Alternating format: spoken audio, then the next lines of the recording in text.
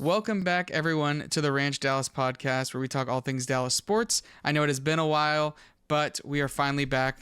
There's been a lot that has happened while we were gone. We're going to start off with the Cowboys. Dallas Cowboys beat the Philadelphia Eagles at home 33-13. Not just beat them, absolutely whoop them. 33-13 is a statement. You know, they lost by, what was it, 3 or less than a one score game last time in Philadelphia. And then at home, they just crushed them.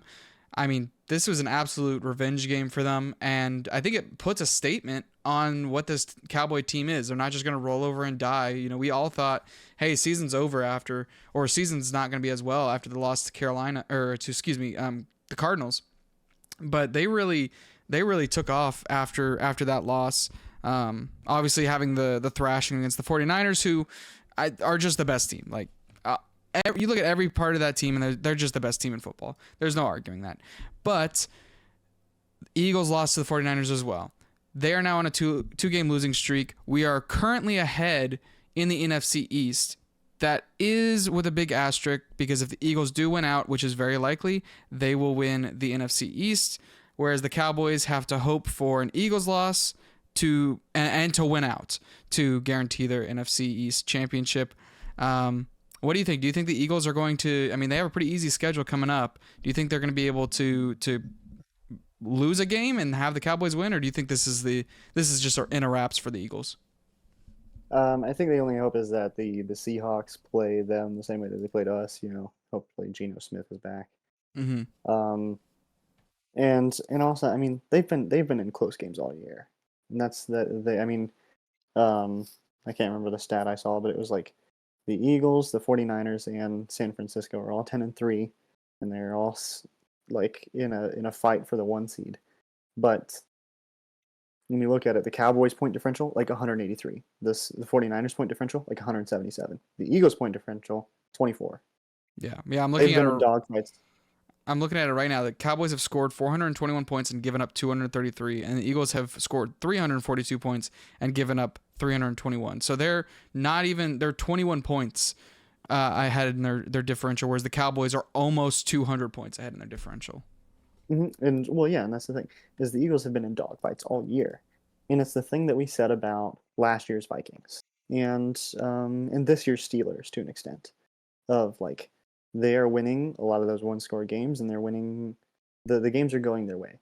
Eventually, the bill is going to come due on those kinds of games, and you saw that with the Vikings. They got into the playoffs and they lost a one-score game to the Giants. Yeah. So I like.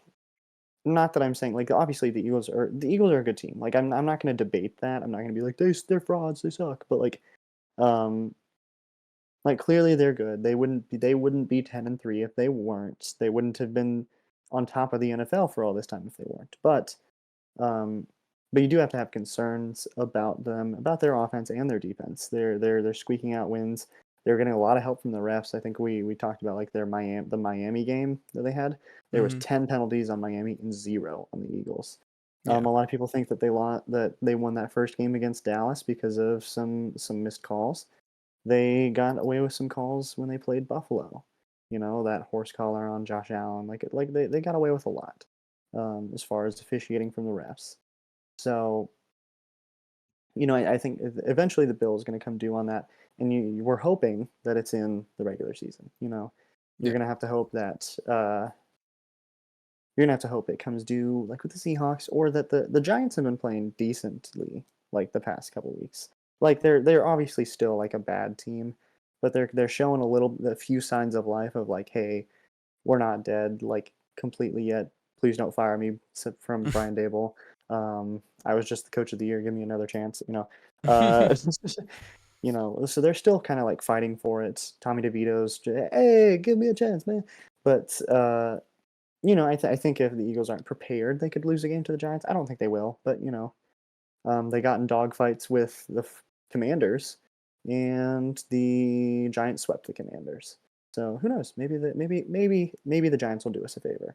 Yeah. I mean, the The Giants Cardinals could themselves, do us a favor. the Giants themselves, what they lack is offense. They are a terrible offensive team, and that's just shown by their point differentials. They've scored 159 points and given up 92 points. Like, they are a offensively terrible team. Their defense, giving up 292 points, is a really good year for a defense. That's less than the Eagles. Just looking at some of their wins, I mean, last week they gave up 7 to the Patriots. Granted, the Patriots suck. Week before that, 19 to the Commanders, who I think have a offensively good team.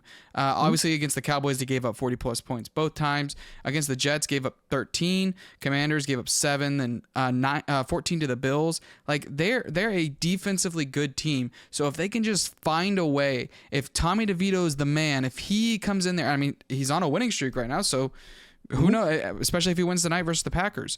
But if they're able to have a good defensive game against a spiraling Eagles team, the Eagles are not scoring on offense. They scored 19 against the 49ers. Granted, 49ers have a great defense. Then they scored 13 against the Cowboys. Again, Dallas has probably the best defense in football. What did you say? They scored 6 against the Cowboys. Excuse me. Yes, 7 of their points. The defense of the Eagles was what scored the touchdown. But I mean, the Giants, and also you got to consider like their defensive stats and how many points they've given up are definitely skewed by like 3 games. The 2 Cowboys games and the Dolphins game. Like when you look at the Giants, they've put together pretty solid defensive, and it's really just us that they couldn't perform against, and the Dolphins, who are the Cowboys of the AFC, I'll say. But yeah, they. So I think generally speaking, yeah, the Giants are a good defensive team. So they could put up a fight. The Cardinals could put up a fight, you know, if they really want to, especially with Kyler back. I think the Eagles will still win that game handily, but you know, you never know. Like, you don't want to write them off, because that's what the Cowboys did. They're like, we can beat Arizona, and then Arizona fucking whooped them.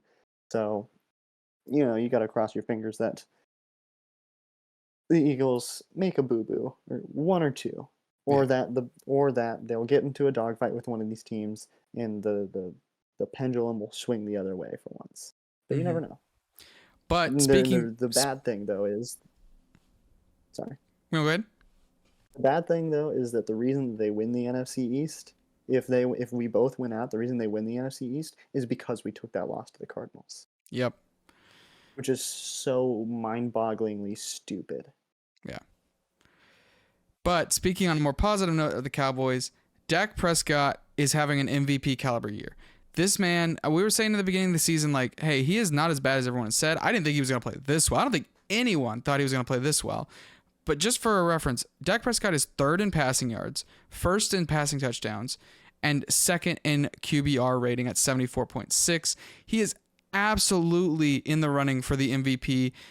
Although, I mean, if Tyreek Hill, who is on pace to score to have 2,000 receiving yards and break the all-time record, if he does that, granted, he did get hurt this game. I don't know what his stats are. But he still has, I believe, 4 games after this to get, I think it's about 500 yards, which is very possible for Tyreek Hill, who could very well get 200 yards in a game. It's going to be a hard argument to say that a record-breaking season does not get picked for MVP, but Dak Prescott might be the person to say, hey, he is having one of the best, if not the best, resurgence in a quarterback year compared to last year. Last year, everyone was saying, hey, Dak Prescott only throws picks. He's a 50-50 guy. He throws either a touchdown or he throws a pick. He has proven that wrong this year so far, being 28-6. That at this point of the season is an incredible spread.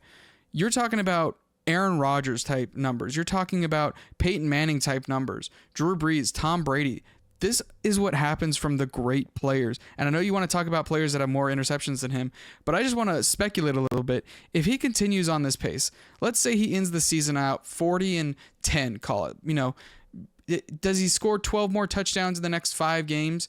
I think that's very possible. Does he give up 4 more picks? I mean, probably, but who knows? He might not give up another pick or maybe 1 pick. But 40-10 is a very, very good season, especially with 4,000 plus yards, which he's going to get with ease. He's already at 3,500. He might get 4,500 yards. That is a definite MVP season, especially if the upcoming games are shootouts, the Buffalo game and the Miami game. If he gets 5 touchdowns in both those games, he's already at 38, and we're looking at potentially having a 50 touchdown season from Dak Prescott.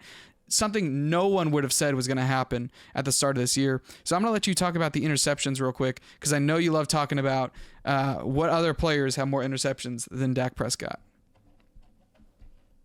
And also real quick, I want to touch on something, is that like the 28-6 number, you got to consider kind of some context to that. Like those first the first like 6 weeks, he was like 6 touchdowns, 4 interceptions. Mm-hmm. And since then, it's been lights out. I think somebody said in the last 8 games, Dak has 2,444 yards, which is good for like 320 a game.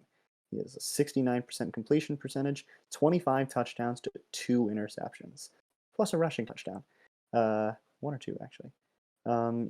And that's 124.9 rating, an 84.24 QBR. That might have changed it a little bit because I think that was from last week. But like when you consider all of that, it's like he's doing all of this with an abysmally slow start to the year. Like after that San Francisco game, is all the questions were, should we move on from Dak after this year?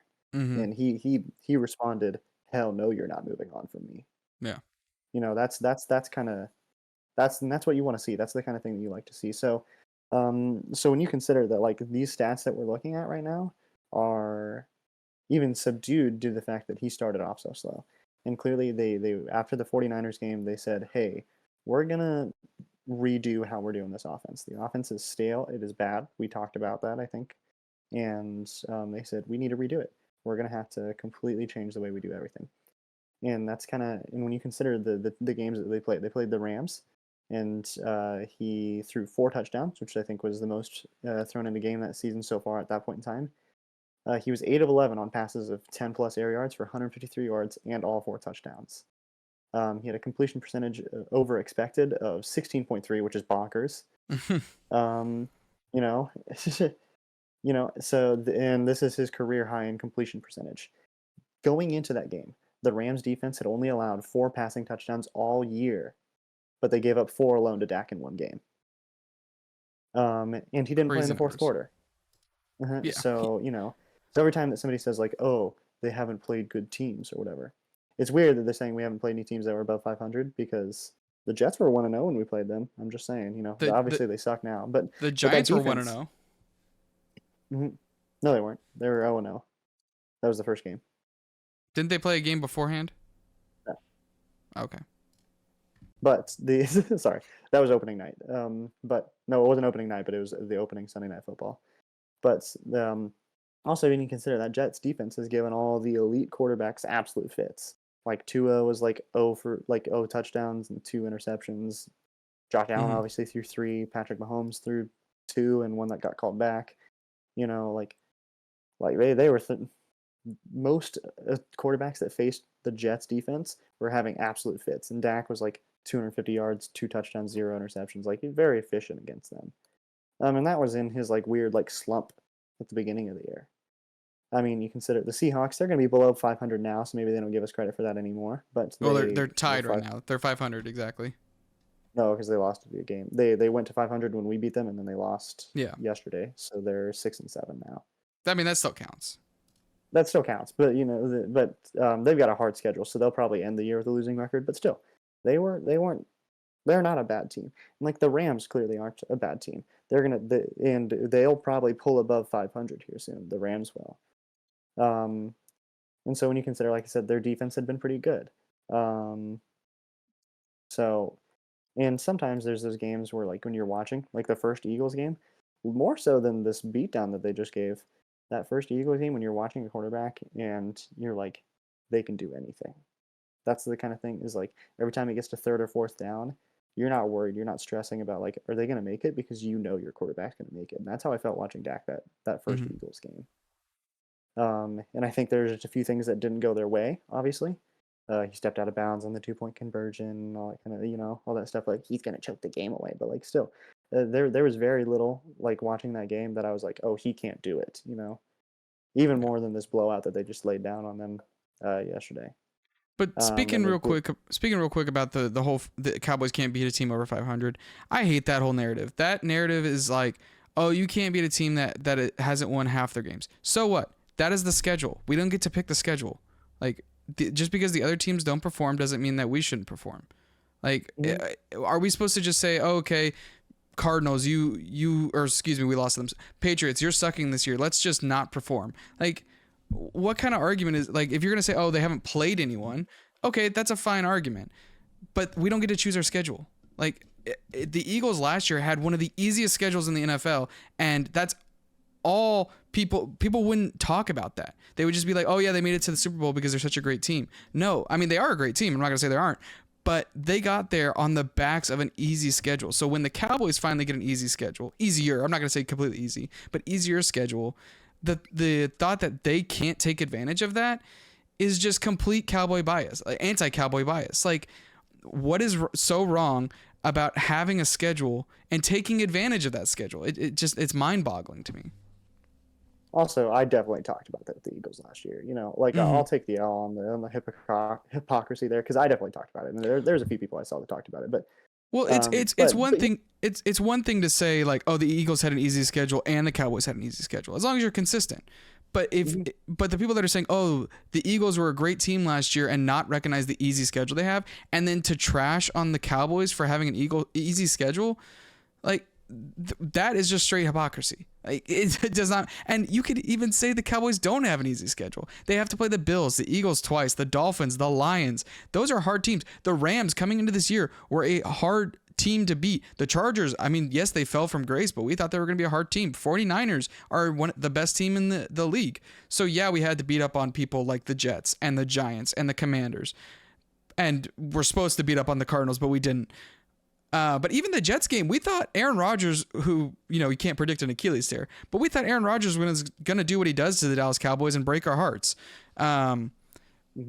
So like, I don't like to entertain that thought that the Cowboys have such an easy schedule or that they should be punished because they have such an easy schedule.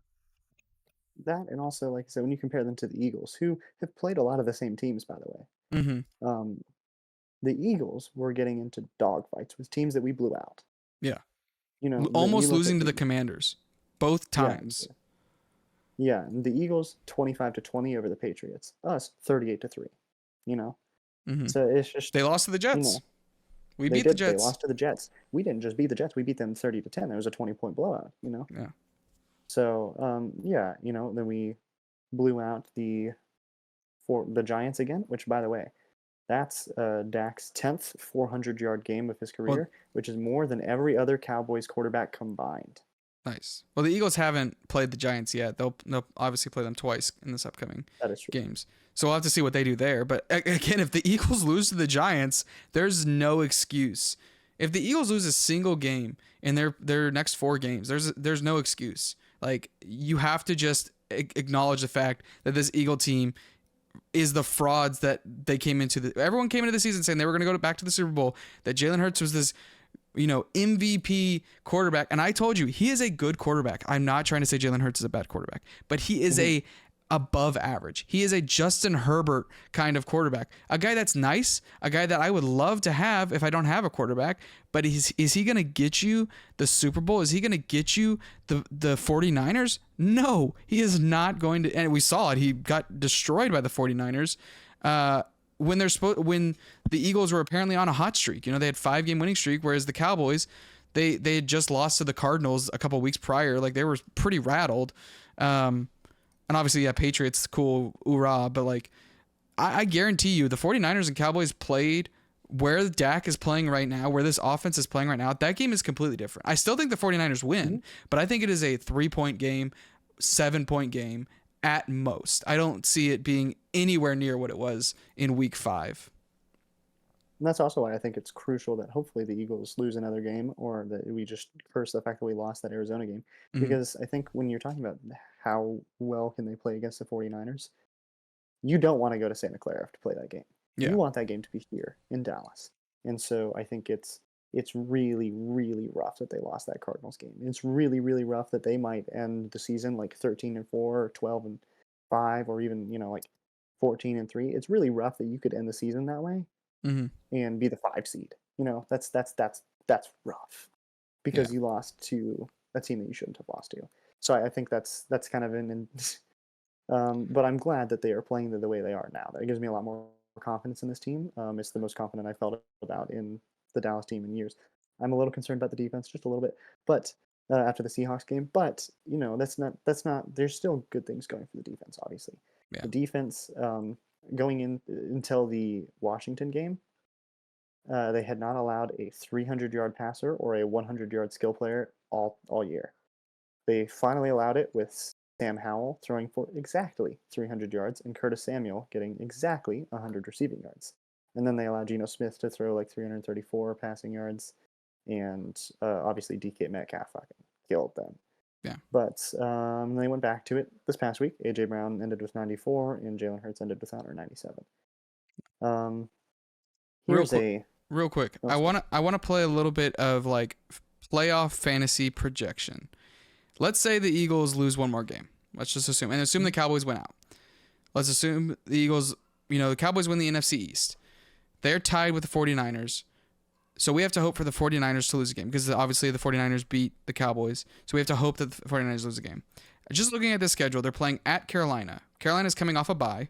It's and I say this, I know I jinxed it for us last time, and I don't want to jinx it for the 49ers. The 49ers field is cursed. It is the Commanders of the West. That stadium field should be abolished. It was terrible in the Super Bowl. It was terrible for the Cowboys. What? It was Arizona. Yeah. Oh, you said 49ers, sorry. Yeah. I'm talking about that field is terrible. So I don't the 49ers are, if we see an injury happen on that field when they play in Arizona, one, that field should be torn up. That field should never be played on again because you cannot allow the 49ers to get injured on there. But I could still see the Cardinals making an upset here. Kyler Murray is playing with a fire. I haven't seen him play since I watched him in high school play. This dude is on a revenge tour to show his knee is fine. He is going to be a wrecking ball, and the Cardinals do not need to draft a quarterback. He wants to play in Arizona. I can see it when I'm watching him play. The week before the bye, it was a down game, but I still think Murray did pretty well. Then you have versus the Ravens, who have come out of nowhere. That whole division with the Ravens, by the way, I don't know who's going to win it. It looks like the Ravens are going to win it. I don't know if the Steelers want. The Steelers look like they don't want to win it. The Bengals are pretty much done for this season, but maybe Jake Browning is the answer. I don't know what the Browns are somehow still on their like fifth quarterback and still doing good. With Nick Chubb, who hasn't played since week 2, I think it was. So the Ravens are going to be a tough competition. The Commanders, that should be an easy win, but again, it is in Washington, so they have two tough fields to play in for, late season injuries. Are they going to play their skill position players kind of thing? And then they have the Rams, who Matthew Stafford's back, Cooper Kupp is back. They're a fighting team. Will they be competing when it comes to that last game of the season? Who knows? But I can see the 49ers losing that Cardinals, that Ravens, maybe potentially that Commanders game, maybe like a long stretch, depending on how the season goes, the Rams. But I could see them losing one game to there. As long as the Cowboys handle business, I think the Cowboys can end up with the bye in the postseason. The 49ers and Ravens is huge because I feel like those are the two best teams in the NFL right now. And those are the teams that I think, obviously I hope it's us, but like if I were a betting man, that's me being like, that's who I think are going to the Super Bowl, is those two teams. Mm-hmm. So I think watching that, I think that game will be a huge one to watch. Real quick before I get into the interception thing, the last thing I want to point out is, actually, wait, there's one other fun. Anyways, actually, the last thing I want to point out is a little fun fact of the week. There's only one kicker in the Super Bowl era to attempt at least 16 field goals in their first 6 career starts and make all of them. That was Brandon Aubrey. Automatic Aubrey. Automatic. He is currently still setting the record for most consecutive field goals to start his career. I don't remember how many he has right now. He'd be missing extra points for some reason. I don't know what's up with that. It's still such a hard. Oh, Tommy DeVito won again. Oh, congrats to the Giants. Still fighting for a wild card spot, I think. I think they have a chance. Right? I don't know that they do. They don't really. Like, they do, but they don't. It's just, I mean, you never know. They pulled it out last year. So, yeah, Brandon Aubrey has made 30 straight field goals. I think the record for most consecutive made field goals is like 45. But 23 was the record to start a career, so he's well over that. Also, everybody keeps talking about it. The Cowboys have won 15 straight games at home. The last time they lost at home was Week 1 versus Tampa Bay last year. Which means we need home field advantage in the playoffs. Exactly. And again, it's like for a long time, AT&T was not like this big, like great home field advantage. Like you even look back to like 2021, and they were kind of like 500 at home, which, so it's kind of a little annoying that now that they've established such dominance at home, they can't get home field advantage for the playoffs. It's so annoying. But yeah, so here is my Dak interception watch for weeks 8 through like what was this week? 14. So through weeks 8 through 14. I'm gonna have to compile all the weeks together instead of doing like week by week because that would be annoying. So yeah, in those 8 games, I was gonna like break it down how many games everybody played, but I got confused. So in 8 games, he threw 2 picks, 1 tip drill versus the Rams, and a kind of ugly one versus the Giants. He also had a fumble 6 versus the Eagles this past like yesterday. So. But otherwise, 2 picks over 8 weeks. That's phenomenal. Some guys on this list are only going to have 1 pick, but I included them in the initial counts because I was either equal to or greater than the amount that he threw that particular week. And I did have each individual week saved. I stopped doing that. Some guys didn't play every week. There's some guys that they're in and off, on and off the bench. The point of this bit was always to counter the notion that Dak was a turnover machine. I think we're well past that point now, but still, I'm gonna hammer it home. And it also is now that he's in the MVP conversation and should be the front runner. I've noted some info on like who else is in the running. He got ripped for that 3 interception game against the 49ers, which again, think how different his interception numbers would look if it wasn't for that one game. Yeah. So I've pointed out some other 3 interception game stinkers for a few other MVP candidates. So real quick, so in that time frame, let's talk about who all has thrown picks. I organized it, but I got confused because some people I kind of threw this list together at the end here. Sexy garbage, Jimmy Garoppolo. He threw 1, and then he's been benched ever since. So that was 1 game. Dorian Thompson Robinson, he threw 1 in a 2-game stretch. Drew Lock, he's at 3. He played 1 game and 1 quarter. So the future GOAT, Taylor Heineke, he threw 1. Brett ripping ass, he threw 1. Justin Herbert threw 2. Rush Hour, he threw 1 in one of his like 4th quarter relief appearances. Tyler Boyd, who may or may not have noticed this, he's a wide receiver. Yeah, I was gonna say, I was like, what? Tyler Boyd? I was looking it up. I was like, I'm pretty sure that's a wide receiver. He threw 1. Jake Browning, he threw 2. Derek Carr, he threw 3 and a pick 6. The Predator, he threw 1, which was a pick 6. Who's the Predator? Since then, Deshaun Watson. Oh yes, Bill Cosby. An MVP candidate, kind of, not really anymore, but Lamar Jackson, he threw 3 and a pick 6. 2 of those were in 1 game though. There's Mac Jones 1 and Mac Jones 2. Mac Jones 1 is Mac Jones. He threw 5.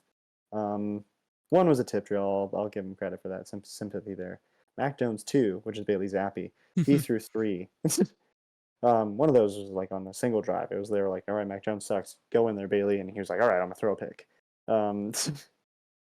Which I only say Mac Jones 1, Mac Jones 2, because if you looked at them, they look like the same dude. I'm sorry. Yeah. Certified titties lover, Mitch Trubisky. He threw 3. 2 in 1 game. You remember that? Those tweets? Oh, yes. That's a throwback. PJ Walker, he threw 2 in a game. He hasn't played since. Joe Flacco, he's thrown 2. Desmond Ridder, he threw 3. The mailman himself, he's thrown 3. Also, I think he threw 1 and then he like forced the guy to fumble it and he recovered it. So, he turned the ball over and then he unturned it over. I think they called that one a fumble more than an interception, but still, that one's fun. You know, he put some hustle, he put some elbow grease into that play. Clayton Tune, he threw 2 in one game. K1, he threw 2. Baker Mayfield threw 4. The MILF Hunter, he threw 2. Unless he, he threw 2. J-Bo Time, he threw 2. They were both in one game. And they're like the most Jameis Winston interceptions you've ever seen. Joe Burrow threw 2. He's, sadly out for the season. Somehow one of the MVP front runners, Jalen Hurts, he threw 2 and 2 fumbles. Oh wait, no, 3 fumbles now because he fumbled against us yesterday. Also, hey, you remember that 3 interception game versus the Jets? Matthew Stafford, he threw 3, which one of those was a pick 6 versus the Cowboys. Let's go, Deron Bland. Minshew Mania, he threw 5. Trevor Lawrence threw 7, by the way. 3 of those were in one game, which was yesterday. Mr. Unlimited, he threw 4. Jordan Love threw 4. Tim Boyle threw 4 and a pick 6, and he's not on the team anymore. Big Cock Brock Purdy, he might need a downgraded nickname, by the way. He threw 4. I don't know. Tommy That's DeVito, a great name. That's a great nickname. He's not playing like it right now. Well, he's playing it like it right now, but he's back to form. I think this list includes their little 3-game losing streak. Mm-hmm. But yeah, Tommy DeVito, he threw 3. Number 1 overall pick, Bryce Young, he's thrown 5. He also had 3 touchdowns. They were just for the wrong team. There were 3 pick 6s in there for Bryce Young. He threw 3 of those in one game, 2 of which were pick 6s, by the way. There was MVP candidate Tua Tagovailoa. I hate that nickname, by the way. I think that's not fair. Tua is a good quarterback, but he threw 4. One was a pick 6. He also lost a fumble. MVP candidate, not anymore actually. I wrote this a while ago. Jared Goff. He threw 6. He's thrown 6 picks. One of which was a pick 6. He threw 3 in one game, 2 in one game, and he also lost 3 fumbles in a game. So I think his MVP race is over, but he was playing pretty well. He was playing pretty well, and he had that like super long streak without an interception. Good for him. Speaking of long streaks without an interception, C.J. Stroud, who is also an MVP candidate, he threw 4. 3 of those were in one game. He also threw one on like a 2-point conversion, which doesn't count on the stat sheets, but I saw it. Geno Smith, he threw 5. Sore loser Patrick Mahomes threw 5 and a fumble. Aiden O'Connell, preseason MVP Aiden O'Connell threw 5, 3 of which were in one game. Tyson Bagent, he threw 5 and a game-losing fumble. The supposed savior of the Washington Commies, Sam Howell, he threw 7 and 3 pick 6s. 3 of those picks were in a game, one game. MVP candidate, not really, but he's always going to be on the list. Josh Allen, he's got 7 interceptions, and NFL history's longest streak of games with an interception. I don't remember how many. It's getting ridiculous how many games he's thrown an interception. And the Pastronaut, Josh Dobbs, he has thrown 7. He changed teams in that time, man. He changed teams. He threw 4 in a game, and I think he's benched now officially for Nick Mullins. But I would hope so when they go an entire half and neither team scores a point.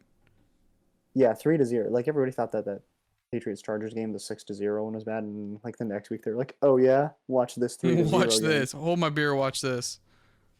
Also, real quick note about Josh Allen, just for funsies. I think it's really funny that like they've been better since they fired Ken Dorsey. Everybody's like, firing Ken Dorsey doesn't make any sense. It made sense. Like, just watch the games. They made sense, and they've been playing much better on offense since then.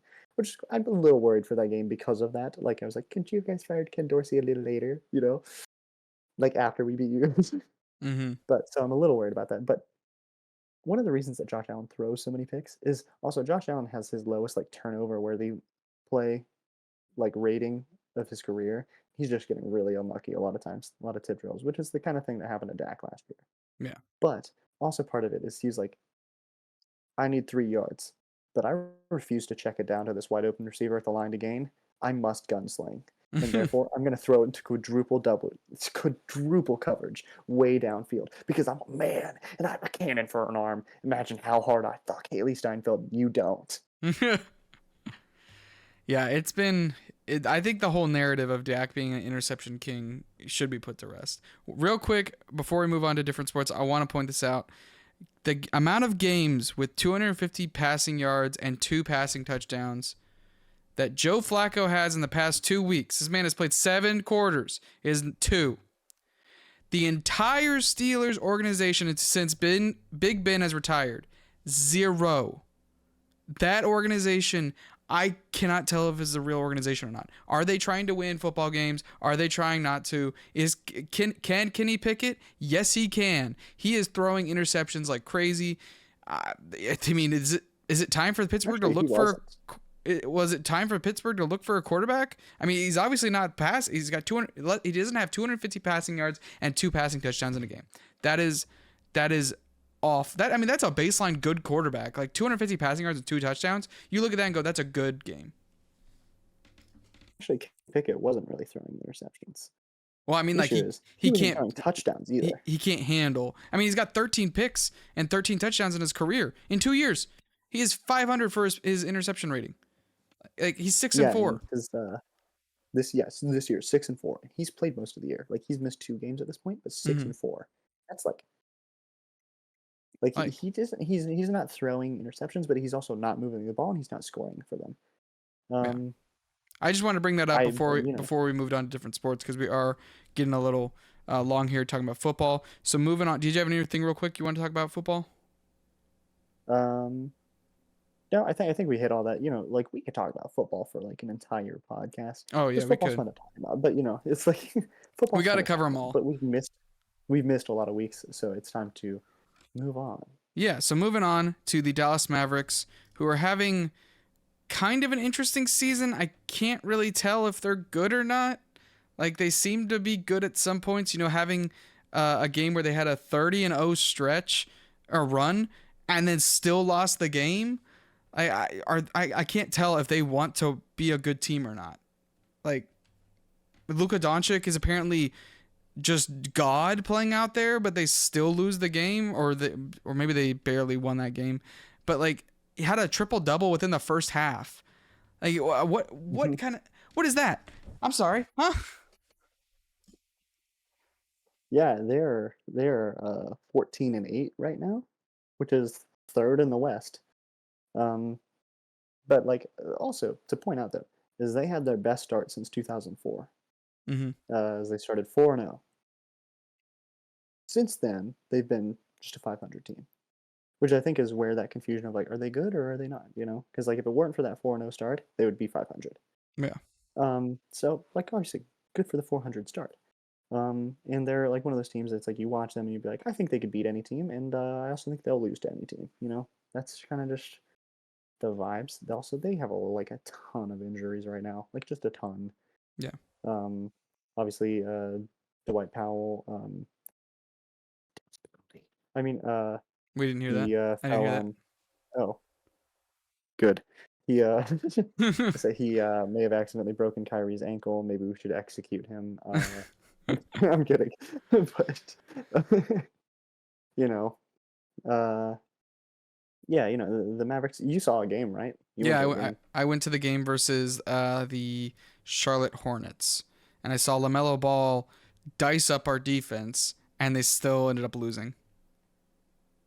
And well, I mean, they've been great in the clutch. Like the fourth quarter, they'll be losing the whole game, and then in the fourth quarter they just take over. And that's kind of been the Mavs story this year. They finally started blowing teams out. They weren't doing that, but the past 2 games they blew teams out, which is like that's new. I'm used to like you guys giving me a heart attack every game. And, I appreciate the wins, but this is really cool. This is really cool. Oh, just for reference, at about 2 minutes left into the first quarter of that Hornets game, up until 11 minutes left in the fourth quarter, the Mavericks never had the lead against that.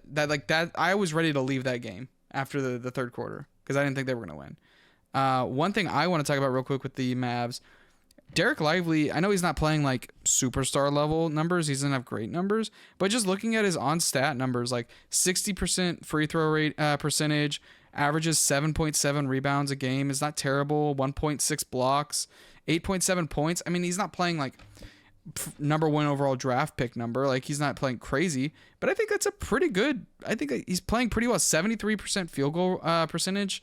He hasn't made a single three. I don't know if he's attempted a 3-point.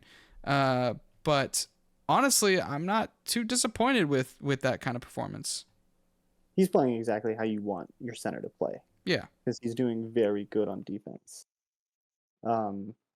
Which is, that's exactly, he's the center that we've wanted for a while. And that's, compare that to Dwight Powell, who's our other center. He's averaging 3 rebounds this season. So like, yeah, one is clearly more of a defensive glass cleaner type center. And so, yeah, I mean, that was one of the big issues in the playoffs. Like when they went on that deep run, was Dwight Powell was here. You look at your center and you got like 2 rebounds, 0 points in like 30 minutes. That's unacceptable from your center. And by the way, Derek Lively had 16 rebounds today. Yeah. So, I mean, and Lively has had great games and kind of like games, So I think the stats can be a little skewed by that, but yeah, he's been playing exactly how you want your center to play. Mm-hmm. And here's the other thing is I think realistically there's clear limits to this team, but the vibes are pretty good. That's kind of one of the things is like 2 years ago when they went on that deep run, there's a lot of it was off of vibes. As Jalen Brunson often said, the vibes are immaculate.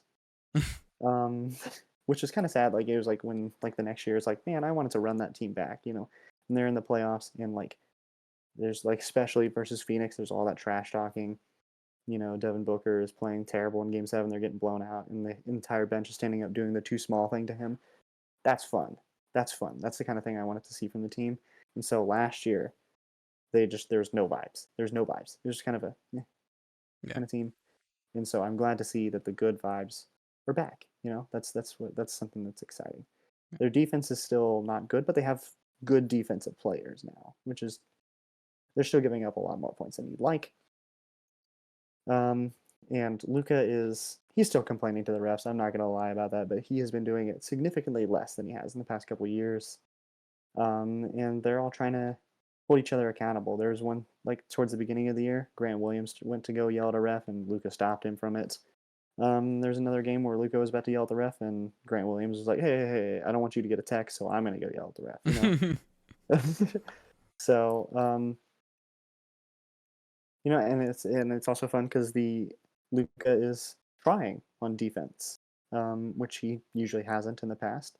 Because he's not a good defender, but he's certainly not a terrible defender. So when he's actually trying and giving you effort, that gives you a good defensive boost to the team. The offense is playing faster, and he's off ball a little bit more. But he's still obviously the dominant mainstay superstar of the team. But it's fun to watch that the offense be a little bit more dynamic than Luka drives into the paint and either takes a shot or passes it out. Like it's fun to see them passing the ball and making actual plays and designs and all that sort of stuff. I think that's been pretty good to watch. Yeah, overall they've been a fun team to watch. It's been, hit or miss it seems like some games, but when they're on, they are they're one of the best teams in the league, I think. But it's just, you could walk in every night and you go, okay, which Dallas team am I getting? And I think it was a couple of weeks ago that Mark Cuban's selling his like shares of the Mavericks. So how does that play on the organization and how does that play on the players? We'll have to see. But they have the Lakers coming up, which, I'm not a huge LeBron hater. I'm still an MJ over LeBron type person, but LeBron is good. And he is playing really good right now after going 7-0 on the, I call it mid-season playoff thing. I don't really understand what it was, but it happened. They went 7-0 and won it. So a win versus the LA Lakers, and that's a huge boost going on to continue the season, I think. And then on Thursday they play the Timberwolves, who are I think the best team in the league right now, Mm. record wise. Timberwolves are playing out of their minds this year, which is like good for them. Then they got the Trailblazers, and then they got the Nuggets and the Clippers, who they obviously hate, and the Rockets, who are playing pretty good this year. So yeah, they've got a tough stretch of games coming up. Like, Yeah. and I think real quick before we can move on from the Mavericks, I think I kind of wanted to talk about the players really quick because, at one point it'd be like, oh, let's talk about this game and how they played in this game. But I think it'd be more helpful to just kind of like run through the players really quick. Also, a fun little insane stat of the week going into this season, and I wasn't keeping track of how many he had. He's added to this, but going into the season, Nikola Jokic had 106 career triple doubles. All other active centers combined have 38. Yeah. He's That's, insane. that's bullshit. And going into the season, that was one triple double behind LeBron and Jason Kidd. Yeah. So 198 is the record with Russell Westbrook, who's obviously still playing. Yeah, man. He's not. He is, but he isn't. Mhm. It's not the same But also, Westbrook of the OKC. yeah, but I saw a graphic a couple months ago that it was like, what if these players had one aspect of another player's game? Who would be the best? And one of the options was Russell Westbrook with Steph Curry's shooting, as though that wouldn't be the greatest player ever. Yeah. What? If you I don't give even remember what you the give other options were, but it was like that one. the strength, the shooting, the defense. Now, the attitude probably is his major downfall, and that's kind of what we're talking about with Luka is like he gets in his own head a lot. But that would become Michael Jordan. Like the only thing that separates Michael Jordan from that player is literally the attitude. Because Michael Jordan, yeah, he was angry or he would get upset and get emotional, but Michael Jordan knew how to calm down and not let the game get too much. But that would literally be Michael Jordan with an attitude, and that's a scary thing to face. I know. I don't even remember what the other options were, but it was like that one. That was the best player. I'm sorry. Yeah. Luka, I think is maybe he jumped over it, but he's tied with Larry Bird for number 9 on the all-time triple doubles list, 59. I think he might have added another one. I think so. He might be over now, but either way, he's at least number 9. So speaking of Luka, I guess he's the obvious player to talk about really quick. He's had a few stinkers to start off the year, and more than I generally expect from him. But the past couple weeks, he's been playing out of his mind again. I think it's fun that we've got MVP candidates in multiple sports. And we just won the World Series, So obviously Dallas sports pretty bright. He's still obviously one of the most dominant players in the NBA. He's near the top of the league in points and assists. He's not doing too bad on the rebounding either. He's near the top of the MVP voting currently because of the team record. He's Luka. He's gonna play like Luka. I think my dog's coming in. Okay, well I'll let you know when the dog's coming in, so to cut around or whatever. Kyrie Irving, he had a pretty slow start to the year. And his shot has started to fall, and recently he's been the guy the Mavericks have traded for. Obviously he's injured right now, and that's unfortunate. Hopefully he's not out for too long. But I mean, I was vehemently opposed to us trading for him. So when I say that, I want him to work out, I want him to work out. I don't Yeah. I want the Mavs to be good. I don't want him to be bad. Here's the dog. Hi, Peanut. Yeah, love you. Night. My mom said hi. Hi. He said hi. Anyways, yeah. Hi, Peanut. So, yeah, I wish Kyrie would stay out of politics a little bit. PR nightmares galore. But he seems way happier here in Dallas than he ever did in Brooklyn or Boston. So he'll be a good Or guy to have Cleveland. or Cleveland, yeah. As long as he continues to play this way, I think he's a very good addition to the team. Derek Lively, obviously we talked about him a little bit. He's been a game changer for us. He's a good defender. He's great on pick and roll and lobs. He's still making some rookie mistakes here and there, but he's playing way better than he ever did at Duke. And so far, the Mavs, he has been worth that horrible 2-game tank at the end of last year. Yeah. He's a very, very exciting young player for us. Derek Jones Jr., what a pleasant surprise. I think he just got injured tonight, which is very sad. But a pleasant surprise. He had a few absolutely awful games to start the year, and everybody was calling for Kid's head for starting him and not Josh Green or Jaden Hardy. But he's really blossomed, and he's playing the best ball of his career. He's been an absolute unsung hero for the Mavs. Batman has been great for us. I mean, Grant Williams, sorry. shout out Nico Harrison for that trade. Grant Williams has been awesome. We traded Reggie Bullock, who is did not play coach's decisions on the Rockets now. I'm just sad. I like Reggie Bullock. I'm not trying to like trash Reggie Bullock. I like Reggie Bullock. But I think when you have to consider like what Reggie Bullock is doing now versus who we got for him, Grant Williams, we made a good choice. He's a great defender. His shooting, he started off very well, very, very well on shooting. He's iced out a little bit, but he's been an incredible piece for the Mavs so far, and he's a great defender. Tim Hardaway Jr., 6th Man of the Year candidates, you know? Yeah. Timmy time, I mean, like, he's out right now. Yeah. But they hand him the ball, and he when it's Timmy time, man. He's delivered on the Tim Hardaway Jr. experience. He's either on fire or he's ice cold. He's either going to go 15 for 16 or 0 for 16. And no matter how cold he is, he will shoot the ball, you know? Like sometimes that shot chucking can ruin games for the team, though. But yeah, what were you saying? I was just going to say, Tim Hardaway just feels like, if you remember that Heat finals game where it was like 1 second left, and they passed it out. I can't remember the player who it was passed to, but he just hit that wide open 3 to win the game. I know most people say, "Oh, give the ball to Luka, give the ball to Kyrie." Honestly, in a clutch situation, I'm giving the ball to Tim Hardaway. He just seems to be absolute money when there is pressure. Oh yeah, and like I said, I think it's perfectly reasonable to say, like, there's like a cycle of like Tim Hardaway Jr. is ruining the team and we need to get rid of him immediately, and then you go, oh shit, Timmy's on fire, and then at the end of the game you're like, wow, we would not have won this game without Tim Hardaway Jr. And I think that's important. The Mavs, I think they want to position him as a trade piece, but right now he's a piece I like having. He'll have a bad stretch and we'll all want him gone again, but I think right now he's been another unsung hero for us, and I think we lose several of the games that we've played with that we've won if he doesn't play. It's Timmy time, man. Getting towards the end of my players here. Josh Green, I gave him all the preseason hype. We talked about him. We talked about that contract, how it was like he's going to be a steal. He improved dramatically from 2021 to 2022. Let's see what he can do this offseason. So I was wrong. He's been a big bust so far. That's sad. I wanted him to be the guy.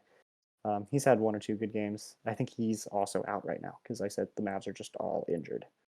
But he's just too passive offensively. It kills us. He also super telegraphs when he's going to pass the ball. He like jumps to pass the ball, and like everybody knows it, and they just intercept that shit. He's like so passive offensively, and it's weird because he's like the most athletic guy on the team. He's a hustle defender more than he is good at defending too.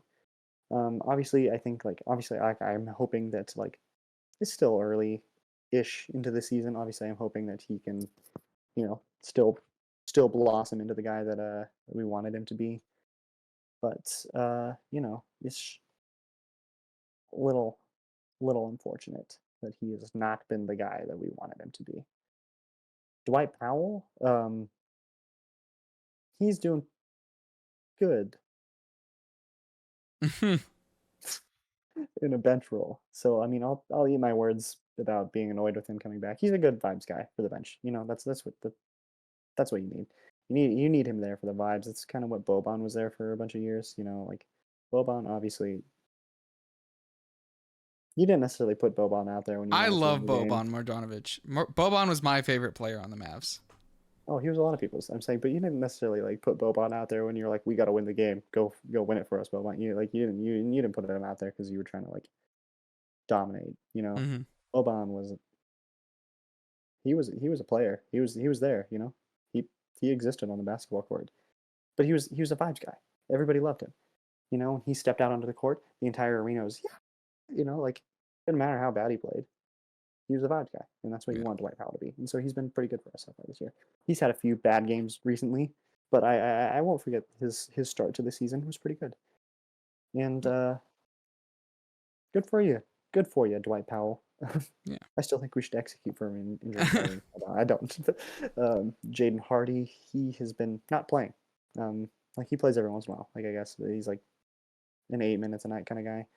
He's shown us good flashes in the short time he gets, but he's not getting minutes compared to like Dante Exum or Derrick Jones Jr. It's kind of too early to tell, but it's a bit weird that like go in the off season, like everybody's like, we are not trading Josh Green or Jaden Hardy, and then we're not going to play Jaden Hardy. So why didn't we trade him? Like if we're not going to play him, why didn't we trade him? I guess, but hopefully they're just waiting to fully unleash him. Speaking of Dante Exum, he's been great off the bench. You know, I don't know how much I can really say about that. He's just been good off the bench. I don't know, and he's also been pretty good when he's been playing in the starting lineup too. Maxi Kleber is the last kind of guy that I'm going to talk about. You know, we've had a bunch of guys we've got a bunch of guys like Seth Curry, Greg Brown III, AJ Lawson, Markieff Morris, Max, Dexter Dennis, Richaun Holmes. They're all decent enough. They're all decent in small minutes. They haven't made like a huge impact, but they're good guys to have on like towards the end of the bench. The last guy I want to talk about though is Maxi Kleber, who I love, but everybody wants his head right now. He's also been injured for a while.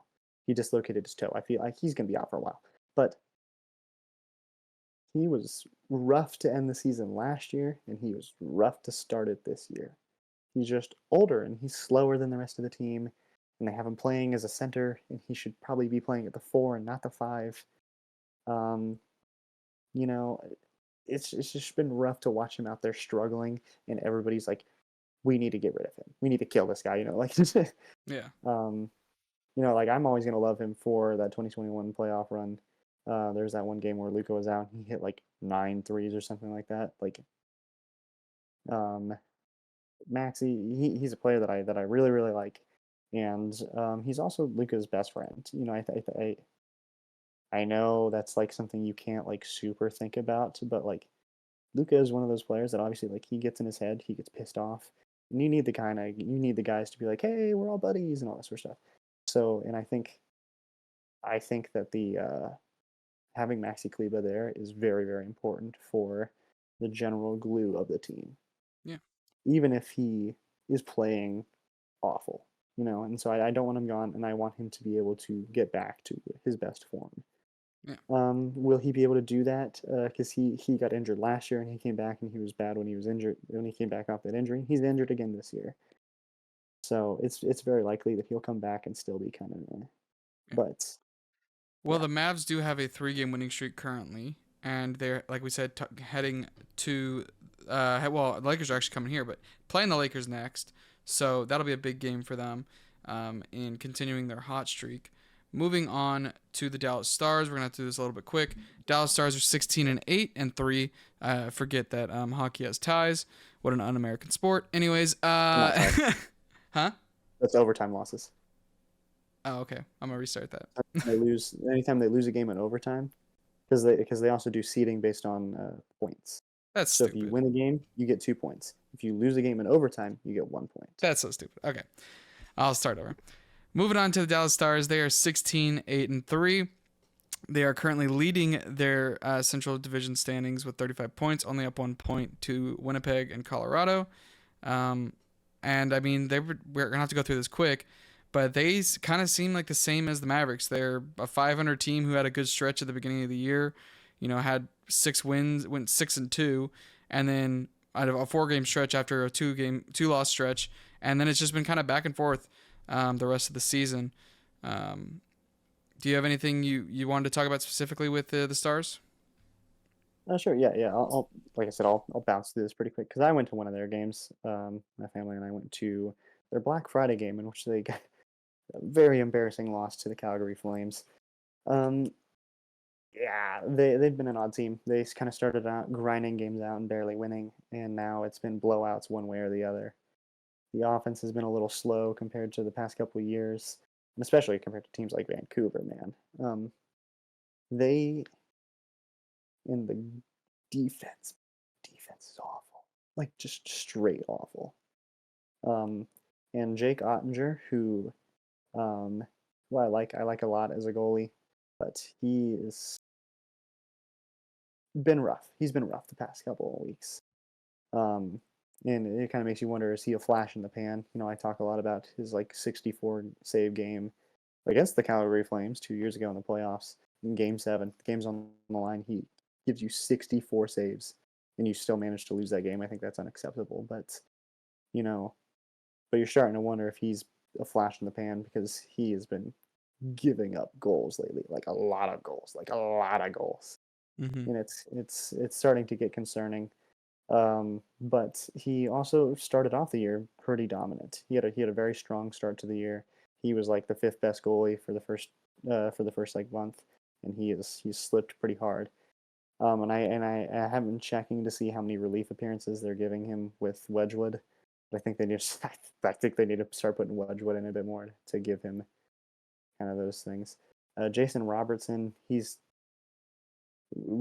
in Dallas. We've been lucky that we have some of the best players and MVP candidates in all the sports. You know, obviously Rangers, but also with the Mavs, obviously you have Luka, and with the Cowboys you have players like Micah Parsons.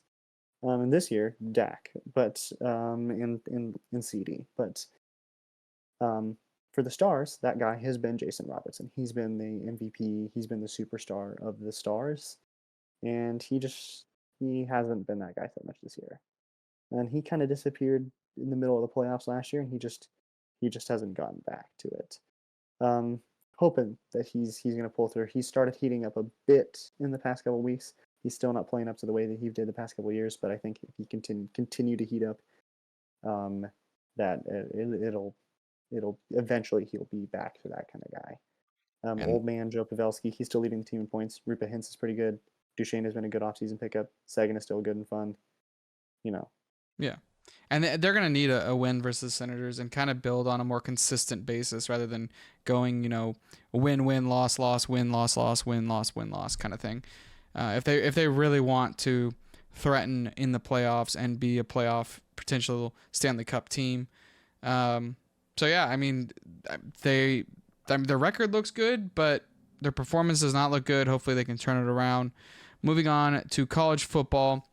A lot has happened in college football. I'm going to start off real quick with the UCF Knights, who went 6-6 in their first year at Big 12. Congratulations to James and me at the beginning of the year, predicting exactly how many wins and losses they would have in the Big 12 on their first year.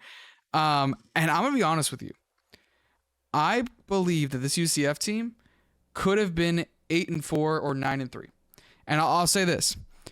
Lost to Oklahoma, they could have won that game. Lost to Baylor, they should have won that game. Lost to Kansas State, they should have won that game.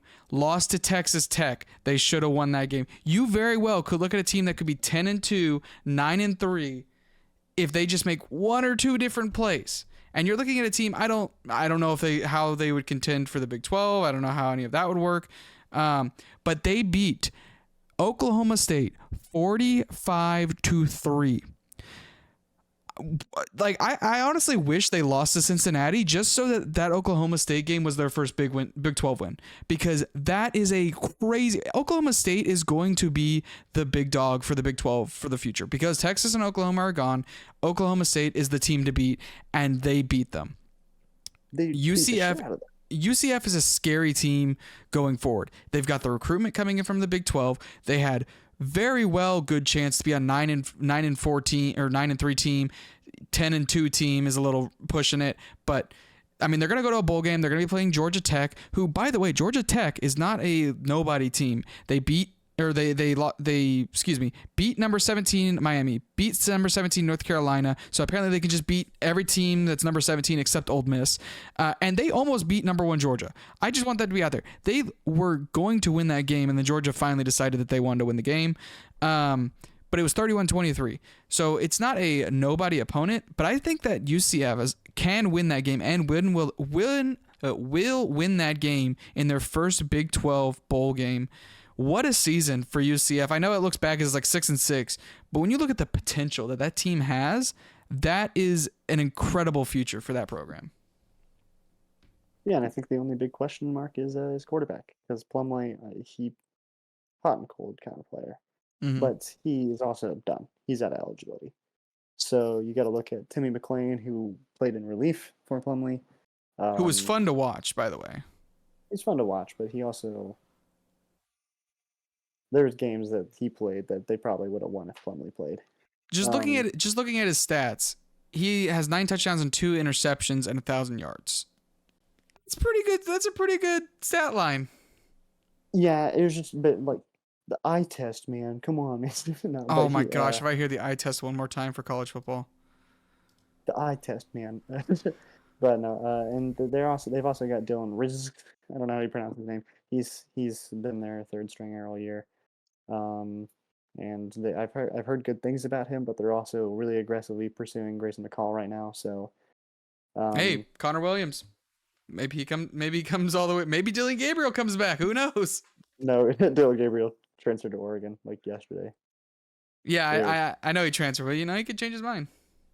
Yeah, he did. Before he went to Oklahoma, he transferred to UCLA, and then he for 2 months at UCLA, he was like, I'm going to Oklahoma actually. So he could come back home. Bring it back home. We don't want him back. No, you don't want the Heisman favorite for next year back. No, he's been a complete diva. All right. And he just us all off, so we don't want him back. Yeah, but UCF, what a great season, in my opinion. First Big 12 year, they go 6-6. I see that as an absolute win, because it's not like they got 6-6 and they got blown out. Some games they got blown out early on in the season against West Virginia, but very commendable season. Speaking of, well, that was our first season, but speaking of last season in the Big 12, thank God, the Texas Longhorns are finally free of this god-awful conference. I know I was just hyping up UCF for the Big 12. I am done with that commissioner. I am done with this conference. You couldn't get us out of this conference faster. A lot of people are going to point out, oh, they beat Kansas State in overtime by 3 points. Oh, they beat TCU by 3 points. They beat Iowa State by 10. Okay, cool. Dub is a dub. It's a win on the record book. Don't care. Their one loss was to Oklahoma on a miracle drive that Dylan Gabriel had with a minute left. Should they have won that game? Yes, they should. They should be undefeated. But they are going on to play. Real quick, also, I never got to rant this because we didn't record podcasts during it. The fact that Oregon was ever over Texas in the rankings was insane. And you mentioned earlier the eye test. I do not care. Texas's wins were better. Texas's loss were better. Texas stats were better. Texas schedule is better. No part, besides the fact that there's a 50-year-old Bo Nix who's played every game of college football ever. And by the way, he's going to get that broken by Dylan Gabriel, I believe, who's also going to be at Oregon. There is no reason that team should have ever been ranked, and I'm glad Washington beat them so they could be sitting back down below there. But Texas is number 3. They're in the college football playoffs. Their first appearance in the college football playoffs. Their potential first appearance in a national championship since 2009. First chance to win it since 2004, I believe, or 2001, I believe it was. Or 2005 was one of them. But they are playing number 2 Washington, and the one thing that I love about this game is it is a Remember the Alamo Bowl. Last year, Texas and Washington played in the Alamo Bowl, and Texas lost to Washington. Granted, they didn't have Bijan Robinson. They didn't have their best player. But that's no excuses. So this is a game, go remember the Alamo, parentheses, Bowl, and then go on to play what is probably going to be Alabama, and it'll be a rematch of Alabama and Texas, who we know we can beat.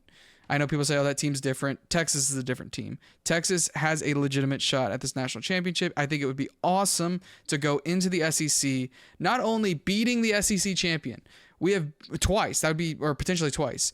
But we're essentially the SEC champion because we beat Alabama, who beat Georgia. So, by virtue of, who beat who, we're the best team in the SEC. Oh, man, that's bullshit. But if we can beat the SEC champion in the playoffs and go into the SEC as the reigning defending champions, I think that's a huge start, not only for recruiting. Arch Manning has looked amazing, but recruiting in the long term and the overall hype going into the SEC, who the Texas, by the way, has a tough schedule next year in the SEC. But I'm excited for that Washington game. Quinn Ewers has been amazing. Jonathan Brooks has been great up until he tore his ACL. Xavier Worthy, A.D. Mitchell have been both amazing. This team has been super fun to watch. Again, besides that Oklahoma game, that devastating Oklahoma loss, and the heart attacks of Kansas State, TCU, Houston. I was so glad that both the Texas Tech game and the Oklahoma State game were just absolute blowouts, because I was not going to be able to take the stress of having to hope we win that game. And I'm glad that we got placed third. I still think Florida State should have beat out Alabama. I think that sets a dangerous precedent for the future. And if you're not a Big Ten or an SEC team, like, what do you have to do? Like, you good. So the good news is that this format of the playoffs is ending next year. Next year they're expanding it. Yes, but there's still going to be the arguments of the who should be 12, 13, and 14. Like, yes, it is expanding it, but it'll be a different it'll be the same argument with different parameters. But I think I think it's the conference champions all get in. I think is what yes, yeah, the conference champion. Well, the Power 4, excuse me, because there's no Pac-12. The Power 4 conferences will all get in, and then you might see like the American League getting in, or if Conference USA is still a thing, Sun Belt may get in if they have an undefeated team. These smaller schools, Pac-12, if it stays alive, who knows? I have no idea what the plan is for that. But yeah, just I would have also loved to have seen no SEC teams in the playoffs. A lot of people point to the TCU game as the reason why there was no Florida State, and my only argument to that is TCU beat Michigan the week before. That's what everyone seems to forget. TCU beat what was the number 2 team, I think it was, I think it was the number 2 team in the nation. And it wasn't even like it was like, oh, they barely won on the edge of their seat. Like, they were a dominant team in that game. So why can't you give the opportunity to Florida State, who has done everything you asked? They played an SEC school top 5 team, beat them. They played Clemson, who was a top 10 team, I believe at the time, beat them. They won their conference championship. Like, it was heartbreaking, and I feel for those players that didn't get the opportunity, especially the seniors who won't get the opportunity. But I would do what UCF did a couple years ago. Go beat Georgia, which, by the way, if they beat Georgia, I have no problem with this, what I'm about to suggest. Go beat Georgia in your bowl game and claim the national championship. That's what UCF did. And if they beat Georgia, which, by the way, if they beat Georgia, Georgia should not be in the top 10 to start the season next year. Like, I always hate the argument of like, like we did these rankings based off of last year's performance. They shouldn't matter. But if they are going to do that, Georgia should not be in the top 10 if Florida State beats them. Do I think Florida State's beat them? Hell no. But let's say that they do claim the national championship. I know it's goofy, it's whatever. Do it anyways. It'll be a good morale boost for your players, a good morale boost for the school, and it's a fun social media thing that gets you trending. So, anything you want to talk about real quick? I will say though that I like, especially as a UCF fan, it sucks to see them get left out of the playoffs because of that injury. I will say that like there is a stipulation in the playoff committees thing saying that they will leave teams out based on key players not being available. Yeah. So it's not like it's unprecedented, and it's not like they should have expected something different. But it is unprecedented. It is unprecedented in the sense of no Power 5 school who was undefeated and won their championship was left out of the college football playoffs. That's the unprecedented part. Mm-hmm. And the only thing I'll say, and I'll let you talk after this. The only thing I'll say to the whole there is an injured quarterback, if he meant that much for the team, if he meant so much that a Power 5 undefeated conference champion team does not make the playoffs, he should have been the Heisman frontrunner. He should be the Heisman frontrunner. If he is that good, if he is that impactful for the team, that means he is the best player in the nation. Like, he's the most valuable player, because if he is so good, so valuable to a team that without him, his team doesn't even get in the playoffs, even though they did everything that they were supposed to do. Like, I don't know how you could say he's not the most valuable player. Anyway, sorry, continue. I mean, I would be close to agreeing with that. I think he definitely deserved it, like a candidacy for Heisman, but I think some of those other guys also played really great. I think like especially the guy who won, Jaden Daniels. I think take Jaden Daniels off that team, and that's also a completely different team. But I mean, that team was pretty bad in general. LSU, they were fine. They were good. They weren't like great. They weren't They lost to ball Florida busters. State. Yeah, they weren't ball busters, but they were good. They're a decent team, and obviously he was. I think you take him off that team, and they're much worse. Yeah. So, but I mean, in FSU, they had a championship level defense.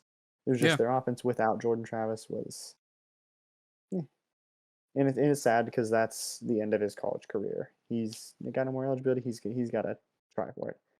Yep. But yeah, I mean, Texas, they're in the playoffs. That's good, and and I think the championship games, they kind of played a huge role in that. I can't wait for the playoffs to expand because this system sucks. Like and you can see it when you look at like Alabama was the 8th seed, and Georgia was the 1 seed. And so then Alabama beating Georgia knocks them out of 1. And there's all this debate about whether or not who should be let in and who should not, because like they let Cincinnati in a couple years ago, and then obviously they pooped their pants when they played Alabama. But that's one of those things. It's like I can't wait for it to be expanded because like when you look at like Alabama being the 8th seed and beating the 1 seed, it's like, man, it's almost as if the 8th best team does have a shot and they do deserve a chance. Mm-hmm. So that's why I do think that it really sucks that even though it is a stipulation in the contract of the committee, it does suck that Florida State got left out. Yeah, I agree with that. So yeah, the last thing I'll say on UT is, no, he said he would. Quinn Ewers said he's going to stay for another year. I didn't know he could do that. I thought he was out of eligibility. I thought Dylan Gabriel was out of eligibility, but he doesn't, I guess. I thought Bo Nix was not even playing football anymore until this season, and I thought Stetson Bennett was still in the league somehow because he's going to find a way to still play in college football. Yeah, but with Quinn Ewers staying, what do you think happens with Arch Manning? Honestly, I think he stays. I think okay, so I see it 2 ways. If Texas goes on to win the national championship, there's no way in hell Quinn Ewers stays. Like, what your answer for the next year is, I have to go do it again, and I have to do it in a more efficient way. That's not going to happen. I'm not even sure Texas can win the national championship this year, let alone next year. This is, I think, the highest I think this is the highest his draft position will be. I don't think he's a first round talent. I don't think he's a second round talent. I think he's a third round talent. I honestly don't know. I mean, he could go to a team like the Raiders. He could go to a team like the Giants. Do I think if he wins the national championship, he becomes a first round talent all of a sudden? No, but I think he becomes a second round talent who is a guy that might win in the NFL, like the starting spot because of an injury or because he did so good in the preseason. But if Quinn Ewers stays next year and he plays, I honestly believe Arch Manning will stay with the Texas Longhorns. I know that's biased, it's whatever, funny. But if you look at the way that family has treated this whole situation, Eli Manning did the same thing, by the way. He redshirted and then he sat his second year. They have committed to Texas. They have said Texas is the spot. He is not leaving. Now, they haven't said that most recently. They understand that he has to sit and wait. He has to earn his spot.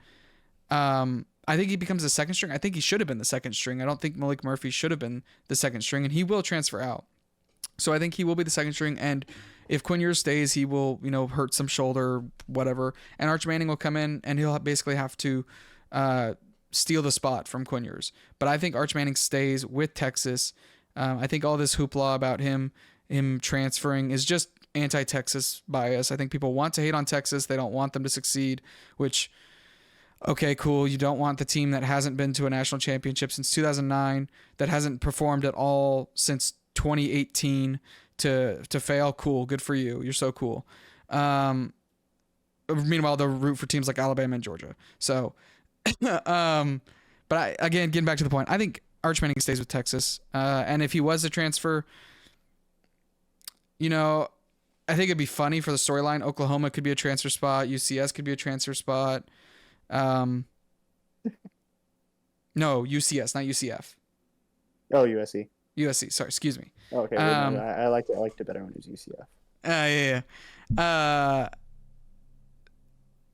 So I mean, those would be the spots I could see him transferring. Auburn, maybe. Um, Transfer to Oregon, go beat out Dylan Gabriel.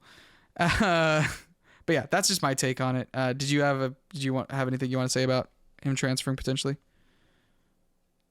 No, I mean, because when Quinn Ewers said he was staying, Arch Manning said he was staying, so I can only take that at face value, um, and say like, okay, cool. Also, oh, I forgot his name. Oh, Thomas Castellanos.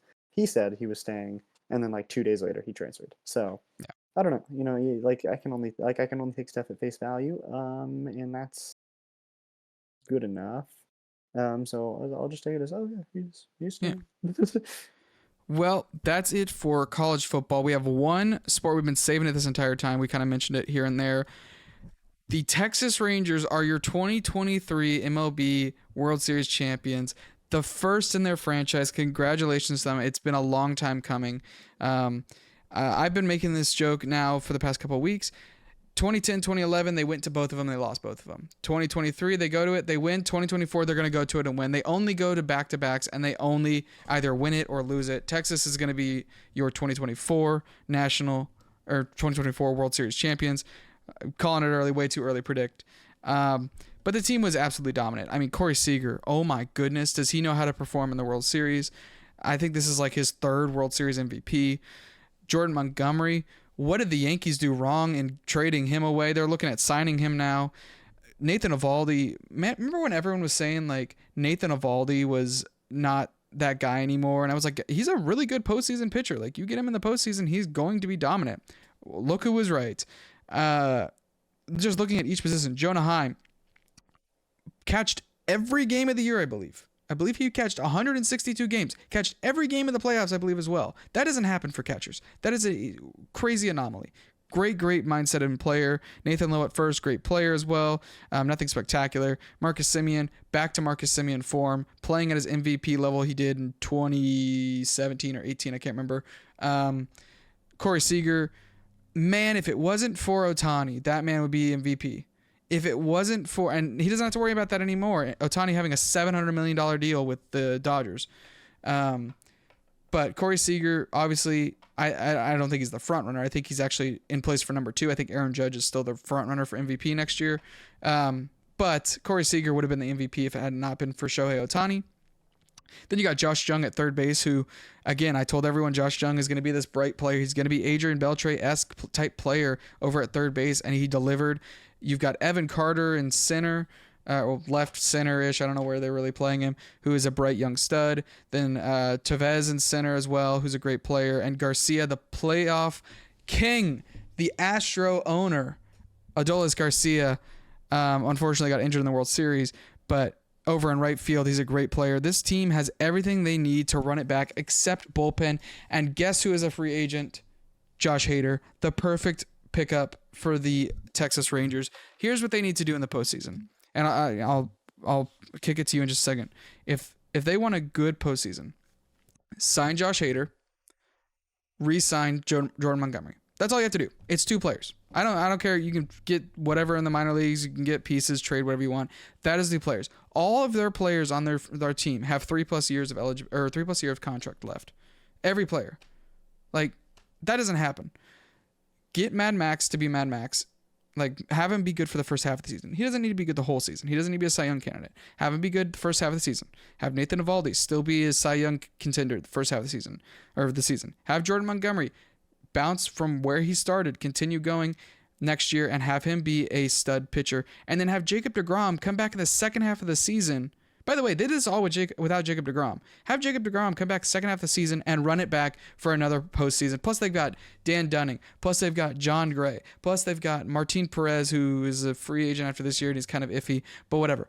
They've got the starting pitching that the Rangers have needed desperately in the past. They have the hitting. They have the talent. They have everything you could ask for, including star players. I think this is the best Rangers team. Ooh, my headphones just disconnected. I think this is the best Rangers team that we have ever seen they won the World Series, so like you can say that, but like I think positionally this is the greatest Texas Rangers baseball team ever fielded at one point in time. Yeah, and Yeah, I mean, they're the World Series champions, baby. You were both wrong. I said they were going to get bounced first round. You said they were going to make it to the World Series and lose, but they won it. To be fair, I did not expect the Braves to lose in the first round, and I did not expect the Diamondbacks to make it to the World Series. So, but well, yeah, what I'm saying, but they fucking won it, dude. They won it. Yeah. Because I mean, you talked about a team heating up at the right time, and holy shit, did they? You know, Which, funny they. enough, their head coach, Bochy, was the coach for the Giants that that got hot in 2010 and is the reason why they won the World Series. Also, would like to point out another person they need to sign, Will Smith. And you're saying who the fuck is Will Smith? The past He's an three actor. World Series. No. He's a pitcher. He's also white. His wife is not his wife, and she cheats on him, and maybe. No. Different It's an guy. open Different guy. relationship. So Will Smith, the white relief pitcher in baseball, he has 3 World Series rings. It's the past 3 World Series. That man, if he is on your team, it is a guaranteed World Series. He should be asking for the most money possible in this free agency. He should say, Shohei Ohtani got $700 million. I want $800 million, and I want it all this year. You want a World Series? Sign me. That's their third guy jokingly. I mean, he is a good pitcher. They should go sign him or re-sign him. But yeah, super, super proud of them. You know, I'm a Yankees fan at heart, I'm a Yankees fan, but a Rangers fan at heart because it's my hometown. Everyone around me is a Rangers fan. I want to root for my hometown. Congrats to the Texas Rangers. Go run it back again next year. And, you know, create your own dynasty. Yeah, I would like to toss out a few stats really quick. You know, Okay. that's the kind of thing I like to do. I like to talk about stats. You know, I'm a nerd. I'm a fucking nerd. That's my thing. Also, but real quick though, baseball gatekeepers are so annoying. What do you mean? You know, I mean, like there's that bit in the Astros series where like Garcia like high stepped into home and everybody's like, "Oh my god, this is so disrespectful!" Like it's Oh, yeah. like in the NFL, Luca's like, "Fuck are you?" and he's like doing crying things, and like Kayvon Thibodeau is doing like snow angels next to Nick Foles having a seizure. Like No, he did Snow Angels next to a guy who might have been dying. Like, yeah, but everybody was like, like, he was like he high stepped into home and everybody's like, "Oh my god, that's so disrespectful." Y'all some fucking pansies, man. yeah. Also, a bunch of people were having a fit over ESPN calling it the playoffs and not the postseason. Like, oh my god. Wait, what?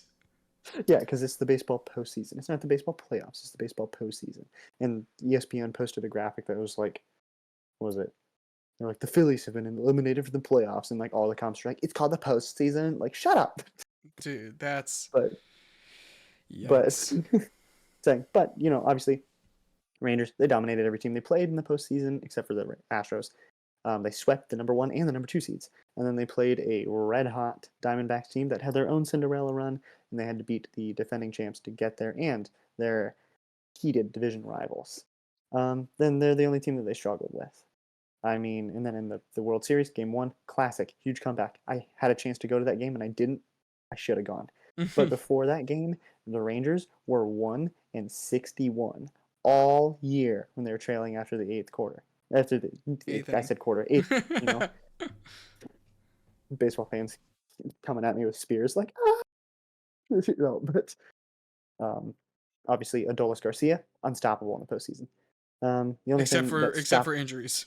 yeah, so the only thing that stopped him was his own strong ass swinging the bat too hard. Yeah, you saw that his injuries. He just swung it too hard and like tweaked his back. It's too bad he couldn't finish out the World Series, but he is a postseason legend nonetheless. Because get this, as he was a former Cardinal that was traded to the Rangers for cash considerations. Man, cash considerations doing crazy work for the Cardinals. But prior to the World Series, like in the postseason, he was 1 RBI away from tying the record for runs batted in the postseason, which the record was the Cardinals' David Freese 21, which ended with the World Series over the Rangers in 2011. I think every Ranger fan remembers that. Yeah, and 1 game in 12 years to the day that record was set, in the bottom of the 11th. He broke that record in the bottom of the 11th. Yeah. So, you know, but he almost single-handedly dragged the Rangers to wins that postseason. Another 20 runs batted in postseason came at the hands of Corey Seager in 2020, and he is now Texas Rangers too. and he just notched his second World Series MVP with a solid 12 postseason RBIs, and also the World Series MVP. He's now the fourth player to win 2 World Series MVP, and the second to do it with 2 different teams. Bochy is the 6th manager to win 4 World Series, and he has 4 with 2 different teams. Garcia obviously broke the RBI record. Evan Carter had 9 doubles, which is the most ever in a single postseason. 3 of those came off of Zach Gallen, who actually played unreal for the most part. Zach Gallen played great, in the 2 games that he played against us. He was great. a Cy Young candidate at the beginning or throughout the season. And obviously everybody's talking about the fact that he was very close to a no-hitter. Through 6 innings, no-hitter. 7th inning, he got lit up. Every time they sent Paul Sewald out there, he got lit up, and he may have single-handedly lost that series for the D-backs because he lost at least 2 games for them. Mm-hmm. They still could have lost. Oh wait, never mind. Ignore that note. I had a note here, but I was clearly typing it mid World Series and not after. But in that no-hitter, the Diamondbacks went 0 for 11 with runners in scoring position. So it's more their fault than it is his.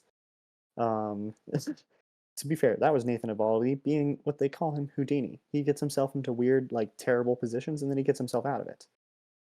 Through 7 innings, Nathan Eovaldi didn't let up a run, because he would get twisted. We'd be like, "Oh no, the bases are loaded," and then he would be like, "And now they're not."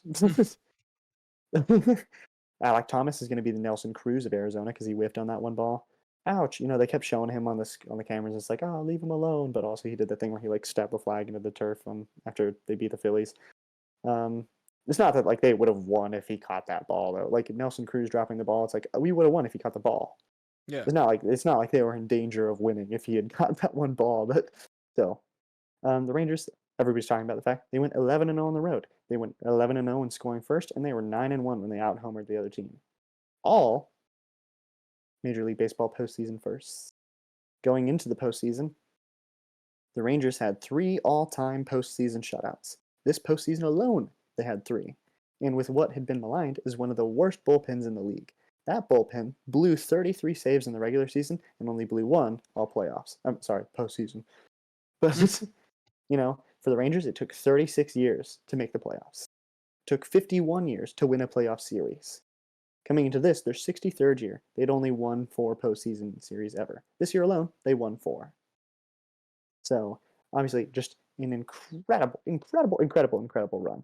And it's, makes me happy that, I don't know why I wasn't paying attention when I was in 2011, so I didn't see them win. I think I was watching the Rangers in 2011. But it's really satisfying to see your team win it all, and I think it's been great. The Rangers are your World Series champions, and I think we went really long on this episode. Maybe we should split it into 2. I don't know, but we went really long on this episode because a lot has happened, and it's been a really long time because we didn't talk about the Rangers winning the World Series, and that happened 2 months ago.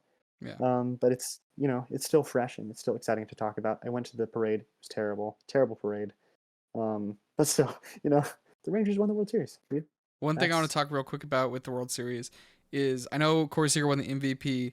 So I want to talk about this first. I don't think Adolis Garcia should have been the MVP for the postseason. And I'll tell you why.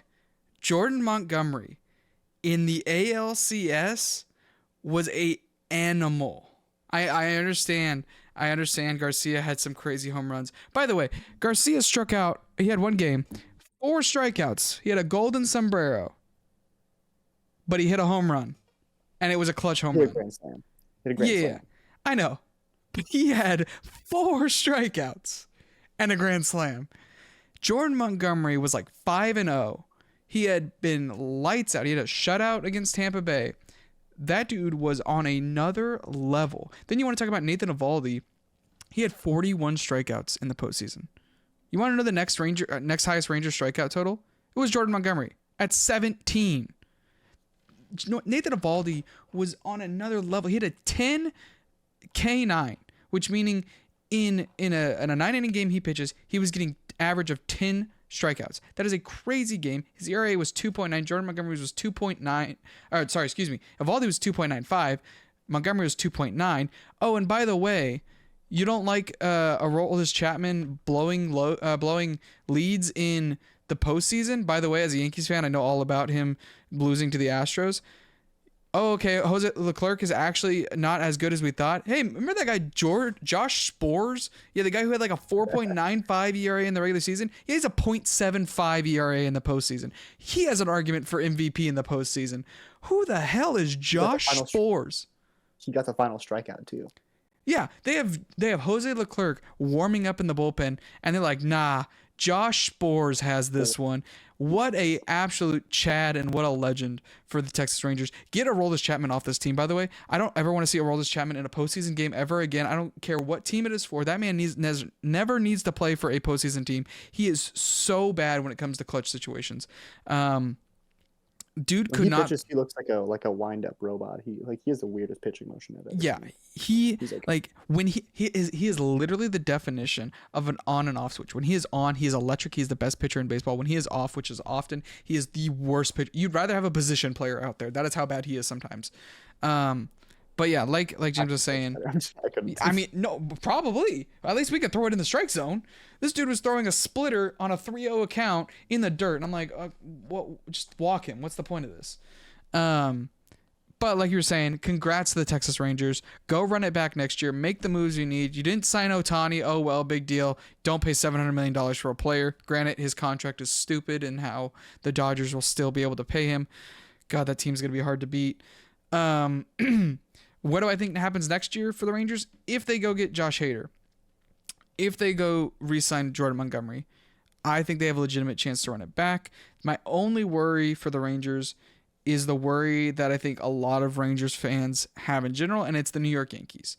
The New York Yankees just went out and traded for Juan Soto, arguably one of the best players in baseball. They apparently are in heavy talks for Jordan Montgomery. They are also apparently in heavy talks for Josh Hader. If they get Josh Hader, Jordan Montgomery, and they just got Juan Soto, I mean, that's the Rangers' worst nightmare right there. The Astros are getting worse. They're getting older. Jose Altuve is, getting up there in age. Alex Bregman's getting up there in age. They don't have much of they actually have one of the worst farm systems in baseball. The AL Central is a joke. No one cares about that division. But the AL East had 4 teams. They had 4 teams at one point that were all in the playoffs. Let me check the standings. But the AL East is a crazy, crazy good team. I mean, they had 4 teams that were all over 500. They were the only division in the AL to do that. Like, what an absolute insane division to have. But the Rangers need to go make the necessary moves in order to run it back next year. I think they can do it. I think they have the team for it. I think they have the mojo for it. I think they have the coach for it. They have everything. They just got to go out and do it. Did you want to add anything before we end this episode? No, I think that's really. All right. Well, thank you, everyone. World Series champs 2023. Go make it 2024. With that, we're going to end it on this one. Thank you, everyone, so much for listening to this podcast. It's a little bit long. Hopefully, we're going to be cutting this up into some smaller bits. But we'll try and be a lot more consistent with this. Get these episodes out to you. If you have not already, check us out on Spotify. If you're listening on Spotify, please give us a rating. We would much appreciate that. If you're watching on YouTube, make sure to hit the like button, subscribe. We appreciate that. It lets us know that you're enjoying these episodes, and we will see y'all for the next episode.